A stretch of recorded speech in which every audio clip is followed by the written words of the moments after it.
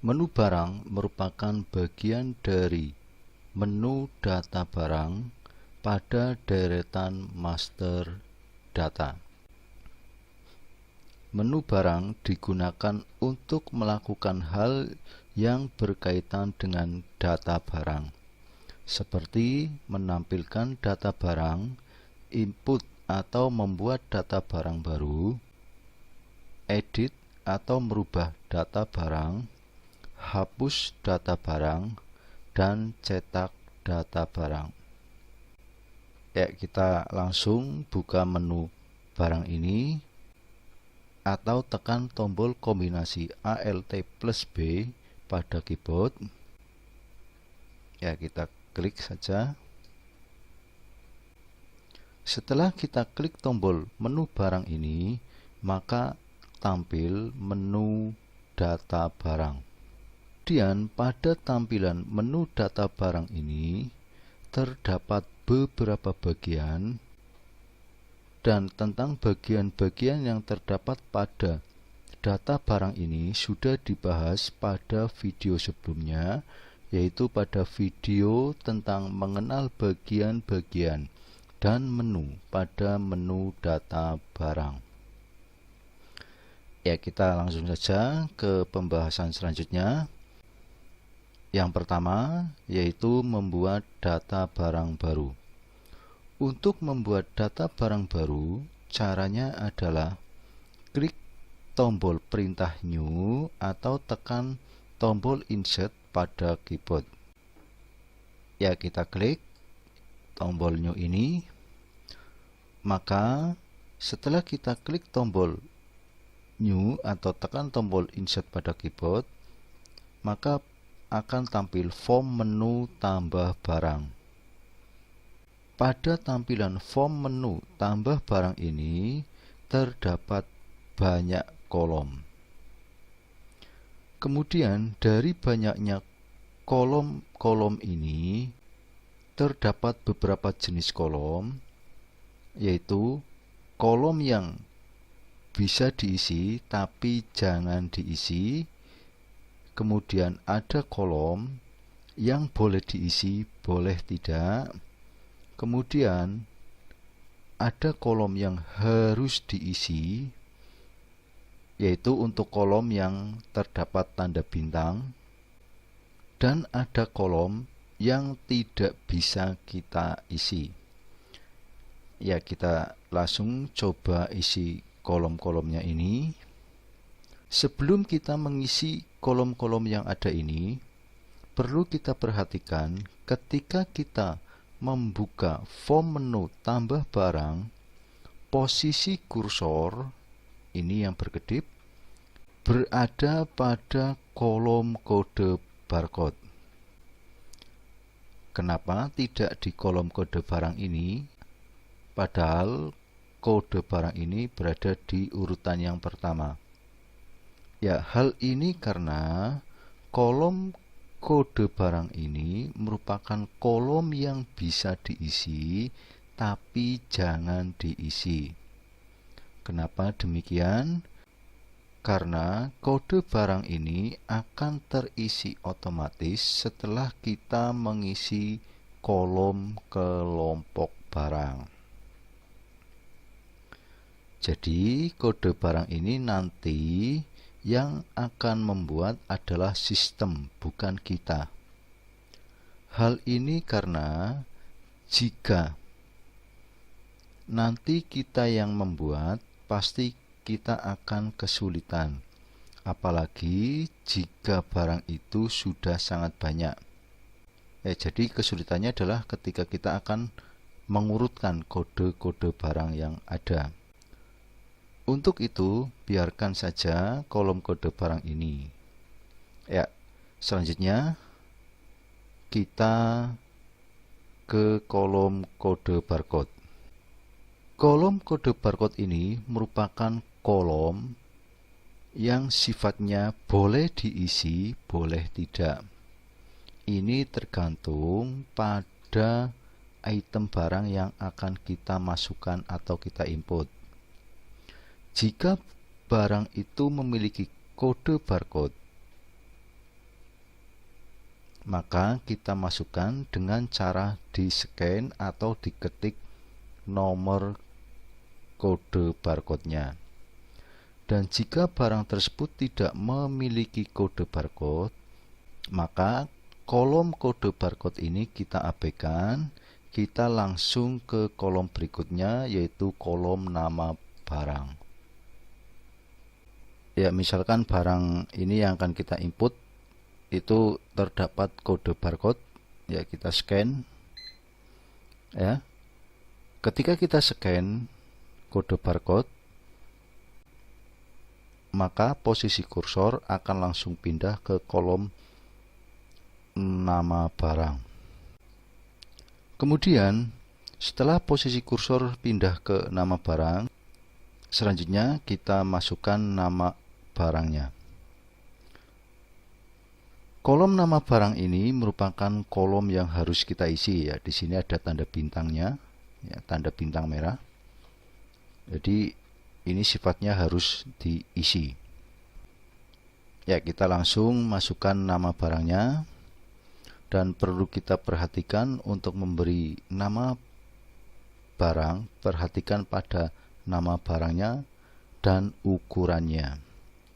Ya, misalkan ini yang kita scan atau yang kita masukkan adalah rokok Sampurna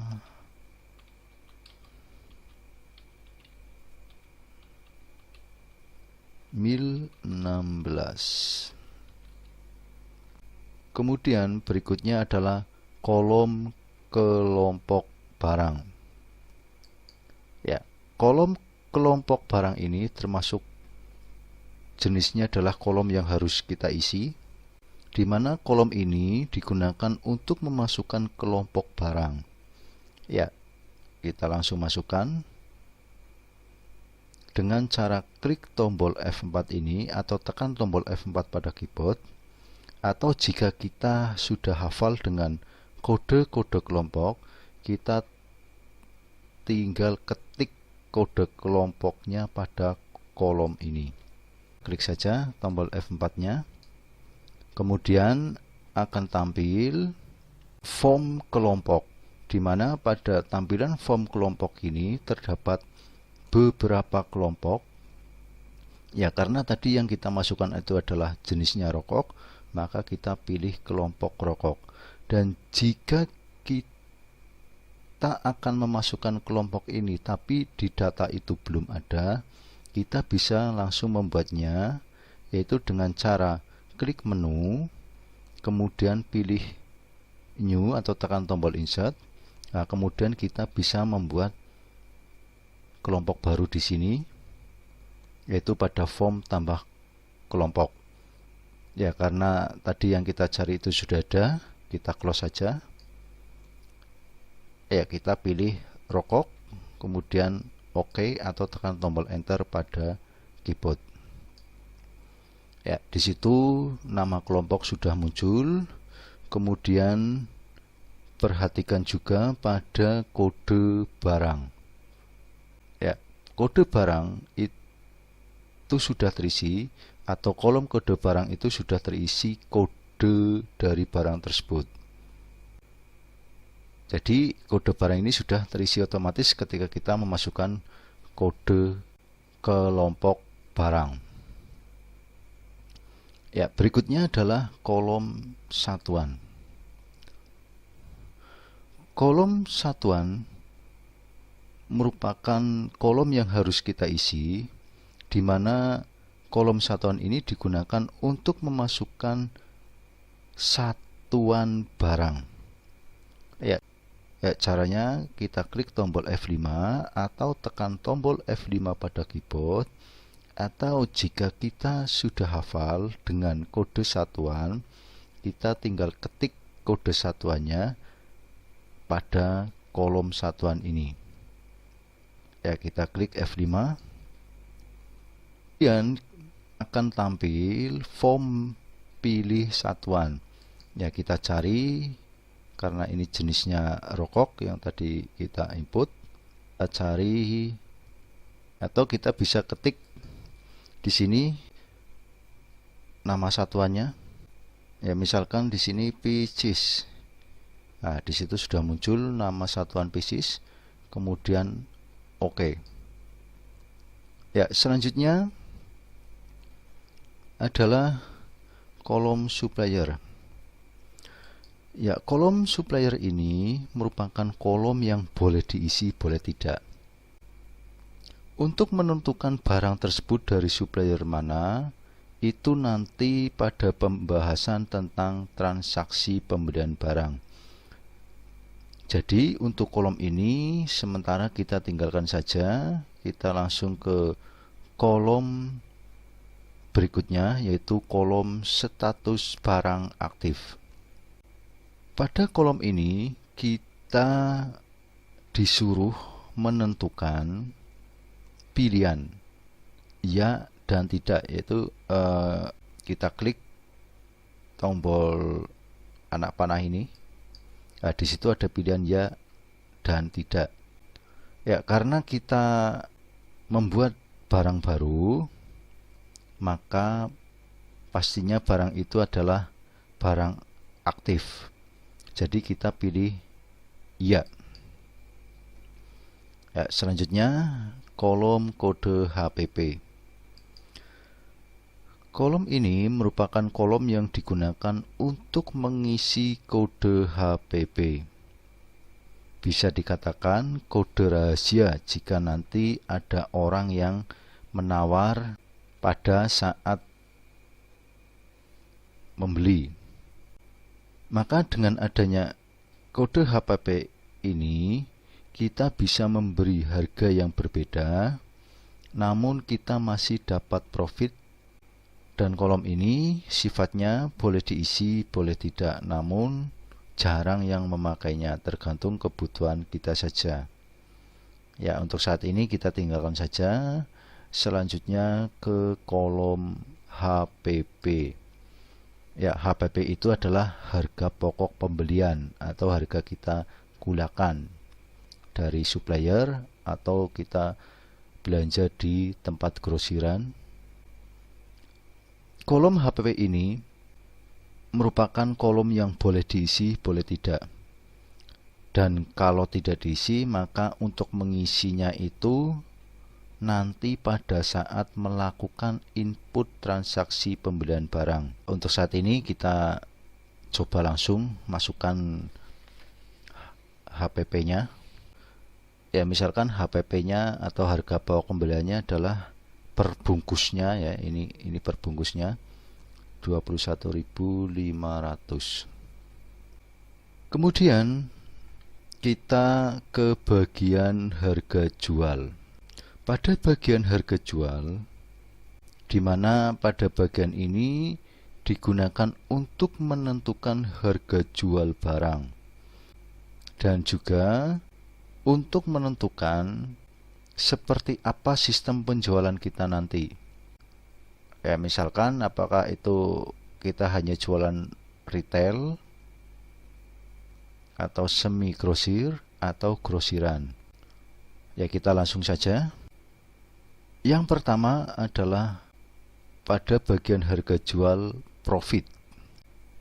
Ya, di kolom profit ini untuk memasukkan atau menentukan harga jual berdasarkan persentase.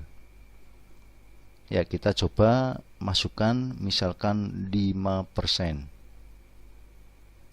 Ya, di situ sudah muncul pada kolom harga jualnya, ya, di sini di kolom ini itu sudah muncul angka Rp22.575 dengan HPP 21.500, kemudian di profitnya kita masukkan 5, maka di harga jual itu muncul harga jual Rp22.575. Atau misalkan di sini kita rubah 10. Ya, jadi profitnya itu adalah 10%, maka pada harga jual itu menjadi Rp23.650. Kemudian yang perlu kita perhatikan ketika kita menentukan harga jual berdasarkan profit ini, nanti angka yang muncul bisa berupa angka pecahan. itu tidak langsung membulatkan. Ya, misalkan kita dari harga ini kita hanya mengambil 9% misalkan. Di situ di harga jualnya itu Rp23.435. Nah, ini pecahannya agak sulit. Kalau nanti di penjualan itu juga nanti untuk kembaliannya itu agak susah kita mencarinya. Ya, ini adalah ketika kita menentukan harga berdasarkan profit. Kemudian kolom yang berikutnya adalah kolom harga jual, yaitu untuk memasukkan atau menentukan harga jual secara langsung per piecesnya. Ya, kita langsung menentukan harga jualnya ini. Misalkan ini harganya adalah 23.500. Nah, kita perhatikan di kolom profit, di situ tertulis 9,30%. Jadi harga jual 23.500. Ya, jadi antara kolom profit dan kolom harga jual ini itu saling terkait. Dan kedua kolom ini adalah sama-sama untuk menentukan harga satuan atau harga retail atau harga umum. Ya, misalkan per pieces barang atau per satu bungkus rokok atau per botol minuman atau per saset dan lain-lain. Kemudian kolom berikutnya adalah kolom grosir. Ya, di sini untuk kolom grosir itu ada dua. Ya, ini untuk menentukan harga grosiran jika nanti pada sistem penjualan kita ini adalah dengan menjual grosiran. Tapi jika kita tidak menjual grosiran, maka kedua kolom ini tidak perlu kita isi. Atau jika kita ingin menjual grosiran, mungkin cukup pada grosir satu. Namun jika ingin sampai grosir 2, ya dua-duanya kita isi.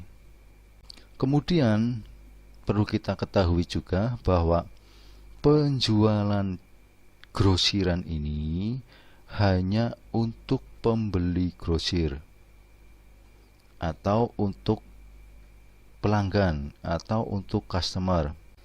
Jadi nanti bisa dibuat data pelanggannya atau customernya. Kemudian untuk membuat dan menentukan pelanggan atau customer nanti bisa dibuat pada menu customer. Dan perlu diperhatikan juga ketika menentukan harga grosir, maka harganya di bawah harga jual ini. Ya, kita coba masukkan saja. Misal cukup pada grosir satu saja. Ya, di sini harga jual untuk umum atau untuk retail itu adalah 23.500. Ya, misalkan untuk grosirnya itu adalah 22.850. Kemudian selanjutnya adalah harga jual grosir quantity, yaitu untuk menentukan harga jual berdasarkan kuantiti pembelian barang. Misal, beli 3, maka harganya akan lebih murah dibanding beli 1. Kemudian, pada harga jual grosir quantity ini terdapat 5 kolom, dan untuk menentukan ini tergantung kita mau sampai berapa atau berapa tingkatan. Misal, yang atas itu 3. Kemudian yang bawah misalkan 6. Kemudian bawahnya lagi misalkan 10. Jadi tergantung kita mau sampai batasan berapa. Jadi nanti ketika kita menentukan ini, jika ada orang yang beli 3, itu harganya akan turun. Tapi jika dia belinya 1 atau 2, dia harganya masih harga jual yang ini. Ya, misalkan di sini kita tentukan harga jualnya. Perlu diperhatikan ketika kita menentukan ini, harga jualnya itu di bawah harga jual satuan, di atas harga grosir. Ya, di sini kita tentukan misalkan 23.250. Jadi kalau beli satu itu adalah 23.500, kalau beli 3 itu nanti akan mendapatkan harga 23.250. Ya, kemudian pada kolom yang kedua ini misalkan kuantiti 6, itu harganya Rp23.000. Ya, cukup sampai 2 saja. Kemudian untuk penjualan harga grosir kuantiti ini tidak tergantung pada jenis pelanggan atau customer. Jadi orang umum pun akan mendapatkan harga jual grosir kuantiti ini jika belinya di atas batas kuantiti pembelian, yaitu tentang harga jual grosir kuantiti. Selanjutnya adalah harga jual pack dan jumlah konversi, yaitu untuk menentukan harga dalam bentuk pack atau renteng atau lusin atau slop dan lain-lain. Kemudian dalam menentukan harga jual pack dan jumlah konversi ini, ketika kita menentukan ini biasanya untuk jenis barang yang memiliki kode barcode yang sama atau untuk barang yang tidak memiliki kode barcode. Misal, kopi sasetan atau sampo sasetan, di mana jika beli 1 saset dengan beli 1 renteng itu barcode-nya akan sama. Atau misalkan beli kopi sasetan, beli 1 saset dengan 1 renteng itu barcode-nya akan sama. Jadi kalau misalkan beli 1 saset itu harganya akan pada harga satuan ini. Tapi kalau beli 1 renteng itu harganya nanti akan menyesuaikan dengan jumlah renteng yang ada, dan ini ditentukan di sini. Kemudian selain barang yang ada barcode-nya, juga untuk barang yang tidak ada barcode-nya, misalkan untuk gula atau telur dan lain-lain. Kemudian untuk barang yang memiliki kode barcode yang beda, misalkan rokok. Rokok ini kode barcode yang ada di bungkusnya itu akan berbeda dengan kode barcode yang ada di slopnya. Tapi walaupun pada rokok bungkus dan slop memiliki kode yang berbeda, di sini bisa kita masukkan. Ini tergantung pada kita. Yang terpenting adalah perhatikan itu pada jumlah konversi di sini. Ya, misalkan ini rokok, karena ini adalah rokok, ya kita masukkan di sini satuan packnya, kita tekan tombol F7 atau tekan tombol F7 pada keyboard, atau jika kita sudah hafal dengan kode satuan, kita ketik satuannya pada kolom. Ya, misalkan kita coba SLP. Nah, di situ sudah ada slop. Nah, kemudian di sini jumlah konversinya masih 1. Pada HPW pack sudah muncul 21.500 sama dengan ini. Ya, kita masukkan untuk 1 slop rokok ini jumlahnya adalah 10. Ya, pada jumlah konversi kita masukkan 10, kemudian kita lihat pada HP pack-nya ini, di situ sudah muncul angka 215. Nah, angka ini adalah hasil dari perkalian HPP ini dikalikan dengan 10. Maka pada kolom HPP pack ini akan muncul 215.000. Kemudian pada kolom harga jual kita tentukan harga jualnya. Ya, misalkan kita masukkan 217.500. Ya, perlu kita perhatikan di sini untuk harga jual per packnya itu dibanding dengan harga grosirnya yang per bungkus itu akan punya selisih. Ya, setelah kita menentukan pada harga jual pack ini, nya ke detail barang paket.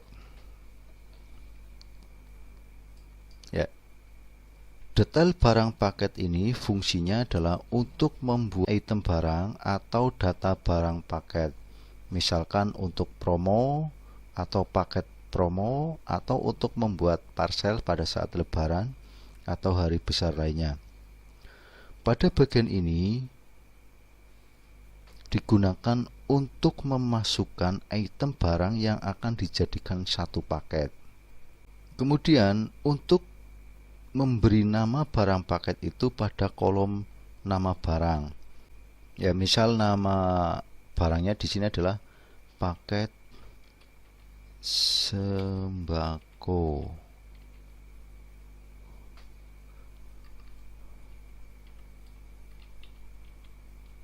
Satu. Kemudian ke bagian detail barang paket ini tekan tombol add, maka akan muncul form menu tambah barang paket.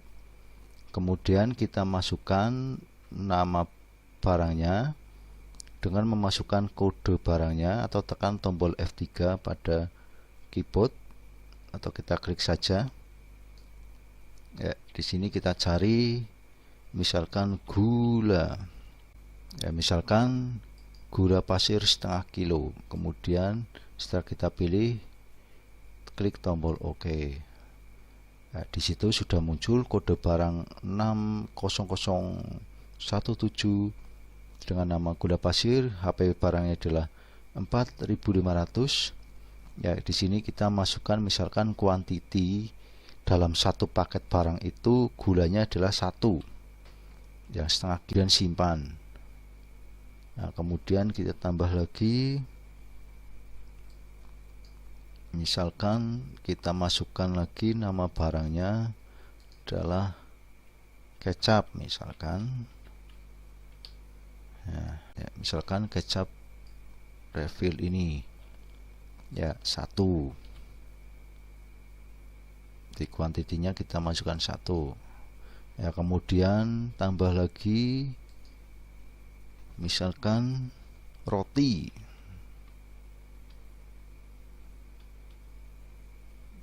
Roti 9.000 misalkan, kita oke. Kemudian di kuantiti kita tetap masukkan 1, kemudian simpan. Ya, 3 barang ini sudah kita masukkan. Kemudian perhatikan pada HPP-nya ini.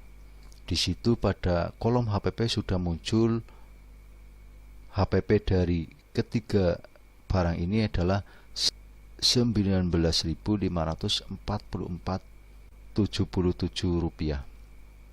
Dan kita klik ke bagian harga jual. Nah, kita masukkan harga jualnya. Ya, ini masih harga yang rokok tadi, kita rubah misalkan jadi Rp21.750. Ya, ini untuk barang paket sembakonya. Jadi nanti ketika ini kita simpan, itu nanti sudah jadi nama barang, namanya paket sembako 1. Yaitu tentang cara memasukkan detail barang paket. Ya, kita hapus saja semuanya.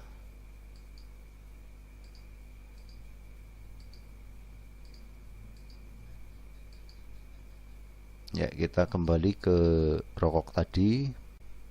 Kemudian bagian berikutnya adalah harga jual pack beda barcode. Ya, ini tadi tentang harga jual pack sudah kita jelaskan, tergantung kita. Kalau kita mau memasukkan harga packnya di sini juga nggak masalah, atau di sini juga tidak bermasalah. Ya, kalau ini kita masukkan memang khusus untuk barang yang memiliki barcode yang berbeda, misalkan rokok, antara bungkus rokok dengan slop itu barcode-nya berbeda. Ya, contoh kita untuk ini kita masukkan dengan cara add, kemudian masukkan barcode-nya. Ya, misalkan kita masukkan ini, kemudian satuannya adalah slop. Nah, kemudian jumlah konversinya kita masukkan 10. Kemudian ya ini untuk menentukan harga, mau berdasarkan profit atau harga jual, ya kita tentukan misalkan langsung per harga jualnya. Kemudian kita simpan.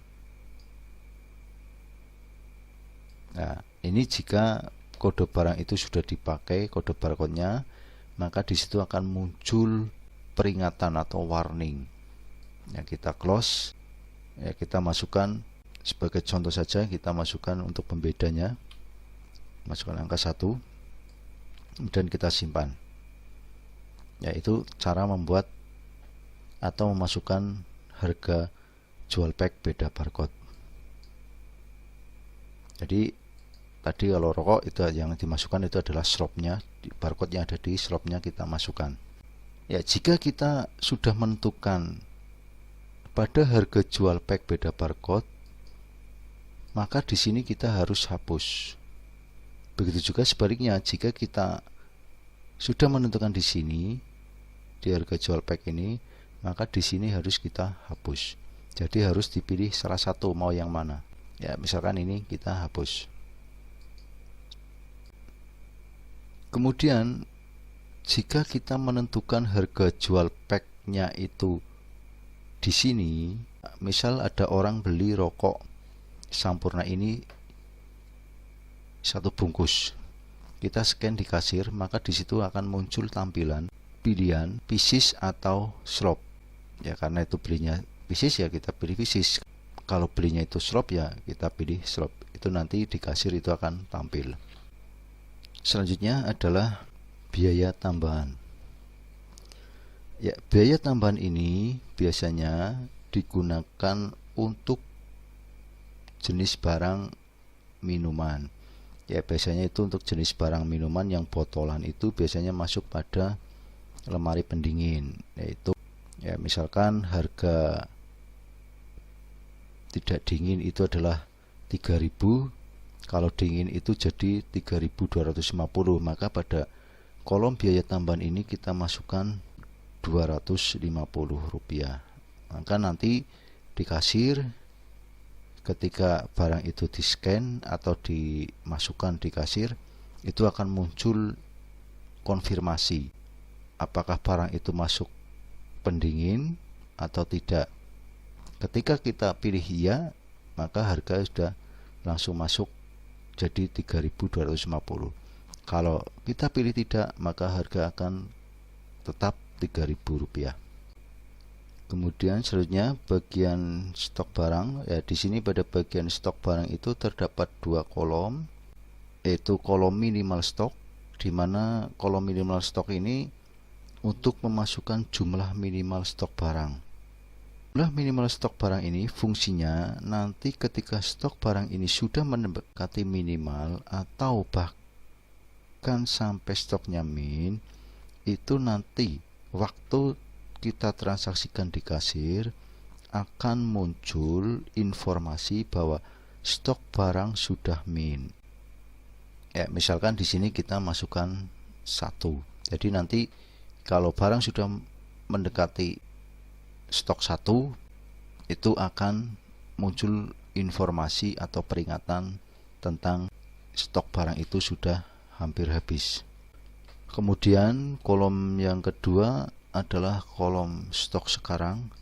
Ya, kolom stok sekarang ini fungsinya itu hanya memberikan informasi saja, maka kolom ini tidak bisa kita isi. Kemudian bagian diskon barang. Ya, ini adalah untuk memasukkan diskon atau potongan harga.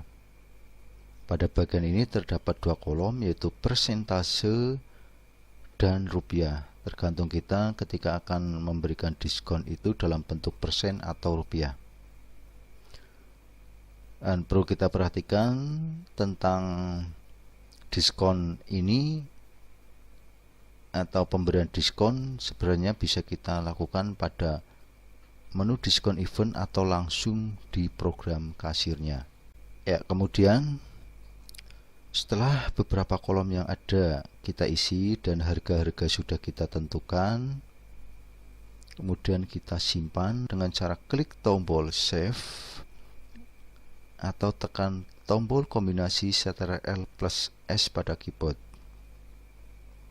Ya, kita simpan. Ya, setelah kita simpan, maka tampilan form tambah barang ini masih tampil dan kolom-kolomnya sudah pada kosong. Dan jika kita mau membuat lagi, kita isi kolom-kolom yang ada seperti tadi. Dan jika kita tidak akan membuat barang baru lagi atau input data barang baru lagi, kita klik tombol close. Maka tampilan form tambah barang sudah tertutup. Kita coba cek barang yang tadi kita buat. Ya, kita arahkan kursor mouse-nya ke teks pencarian. Kemudian kita scan. Ya, itu sudah ada, sudah masuk. Ya, kita refresh supaya data barang yang ada itu tampil semuanya. Ya, itu adalah cara membuat data barang baru. Kemudian selanjutnya adalah tentang edit data barang. Edit data barang digunakan untuk melakukan data barang. Biasanya perubahan data barang dilakukan jika terjadi perubahan data barang, mau pindah kelompok barang, merubah nama barang, merubah harga, menonaktifkan data barang, dan lain sebagainya. Ya, kita coba lakukan. Kita cari nama barangnya, kita klik pada teks pencarian, kemudian kita scan atau ketik nama barangnya. Ya, di sini misalkan Sprite botol 390 ml. Ya, kita edit. Nah, tekan tombol edit atau tekan F2 pada keyboard. Maka tampil form menu edit barang. Kemudian kita lakukan atau pilih kolom yang akan kita edit atau ubah. Ya, misalkan menonaktifkan data barang. Ya, pilih tidak. Kemudian simpan. Ya, data barang di situ sudah jadi warna pink. Kita coba refresh. Kemudian kita coba scan. Data barang yang tadi kita nonaktifkan sudah tidak ada. Ya, kemudian kita coba di status barang, kita pilih yang tidak aktif. Di situ ada dua nama barang. Yang pertama open price, yang kedua adalah Sprite botol yang tadi kita rubah. Ya, kita edit lagi, kita aktifkan lagi. Itu nanti akan tampil hanya satu, yaitu open price. Ya, kita refresh. Itu adalah tentang cara melakukan edit atau merubah data barang. Kemudian selanjutnya hapus data barang. Hapus data barang dilakukan jika terdapat data barang yang sama atau kembar atau double, atau jika ada data barang yang memang sudah tidak digunakan. Namun perlu kita perhatikan ketika kita melakukan hapus data barang, biasanya ada barang yang tidak bisa dihapus, yaitu untuk data barang yang sudah atau pernah digunakan untuk melakukan transaksi, seperti transaksi penjualan, transaksi pembelian barang pada input transaksi pembelian. Maka jika terjadi data barang yang tidak bisa dihapus dan kita ingin data barang tersebut tidak tampil, maka kita nonaktifkan, yaitu dengan cara diedit tadi. Ya, kita coba lakukan, kita pilih data barang yang akan kita hapus. Ya, kita scan data barangnya. Kita coba langsung delete. Maka ketika kita klik tombol delete, di situ akan tampil menu form konfirmasi. Jika kita akan melakukan penghapusan, maka kita pilih yes. Kita coba pilih yes. Barang sudah terhapus. Ya, supaya tampil semuanya, kita refresh. Ya, misalkan kita coba lagi melakukan hapus data barang.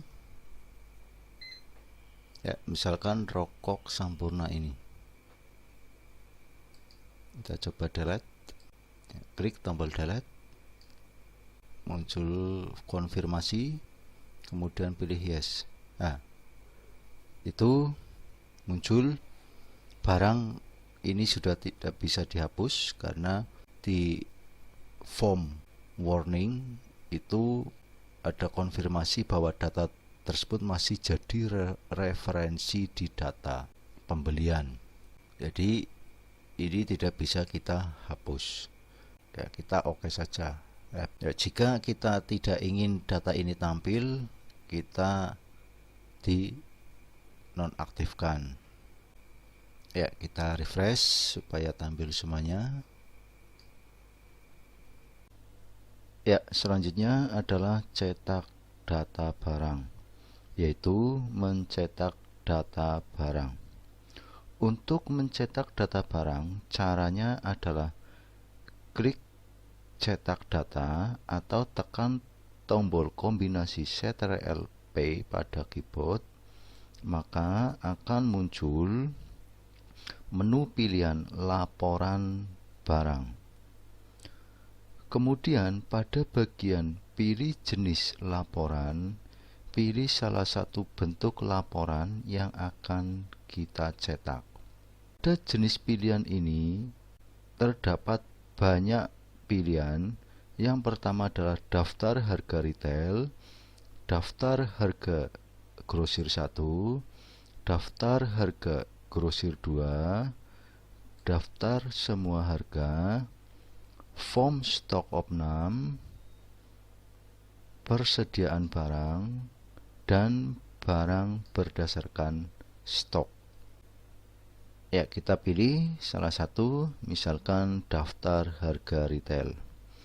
Setelah dipilih, kemudian klik tombol print atau tekan tombol kombinasi Ctrl plus P pada keyboard, maka akan muncul tampilan menu atau tabel data. Perhatikan pada tombol close atau cancel. Jika pada tombol ini masih tampil cancel, berarti proses penampilan semua data yang ada itu belum selesai. Dan jika sudah tampil close, itu berarti proses penampilan semua data yang ada itu sudah selesai. Kemudian pada saat tombol ini masih tampil cancel dan proses belum selesai, dapat kita hentikan dengan klik tombol cancel ini, maka akan berubah menjadi tombol close. Ya, itu sudah berubah. Tadi kita klik tombol cancelnya, maka dia akan berubah menjadi tombol close. Setelah tombol sudah berubah menjadi tombol close atau proses tampilan data sudah selesai, maka kita dapat melakukan cetak data. Caranya adalah klik icon print ini, maka akan muncul tampilan setting printer. Ya, ini adalah tampilan dari setting printer, yaitu menu printer. Kemudian kita pilih jenis printernya yang akan kita gunakan untuk mencetak. Kita klik tombol anak panah ini, di situ nanti akan muncul banyak pilihan jenis printer yang ada. Dan ini untuk melakukan pencetakan ini adalah dengan printer yang besar atau printer standar biasa, bukan pakai printer nota. Ya, di sini ada pilihan IP2700 series. Kita klik jenis printer Canon IP2700 series ini. Jenis printer itu dipilih, kemudian jika kita akan melakukan pencetakan, kemudian klik tombol OK, maka proses cetak akan berjalan. Dan semua halaman yang ada yang tampil itu akan tercetak. Selanjutnya, jika kita tidak akan mencetak tapi ingin menyimpan atau mengekspor data ke bentuk file lain, kita bisa melakukan dengan klik tombol export ini, maka akan tampil beberapa pilihan jenis export file. Biasanya export file yang itu biasanya adalah dalam bentuk Excel dan PDF. Ya, kita misal pilih yang Excel table ini. Akan tampil form export to Excel. Kemudian klik OK. Maka muncul tampilan menu penyimpanan. Ada kolom file name. Ini bisa kita rubah atau bisa kita memberikan nama file atau dokumen penyimpanannya.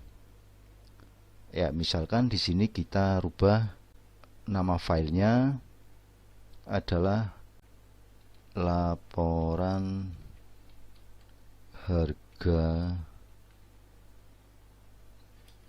barang retail. Kemudian setelah kita merubah nama filenya, kita klik tombol save. Proses penyimpanan akan berjalan, yaitu proses ekspor atau penyimpanan akan berjalan. Ya, proses sudah selesai. Sudah tersimpan. Proses itu sudah selesai, maka dia akan kembali ke menu preview ini. Kemudian setelah proses penyimpanan selesai, jika ingin melakukan yang lainnya, misal mau mencetak, maka klik tombol printer, dan jika ingin keluar, klik tombol close. Maka akan kembali ke menu pilih laporan barang. Jika ingin pilih lagi dalam bentuk atau jenis lainnya, tinggal pilih yang kita inginkan atau yang kita kehendaki. Tapi jika tidak, kita klik tombol batal. Maka akan kembali ke tampilan data barang. Yaitu adalah cara melakukan cetak data atau ekspor data barang.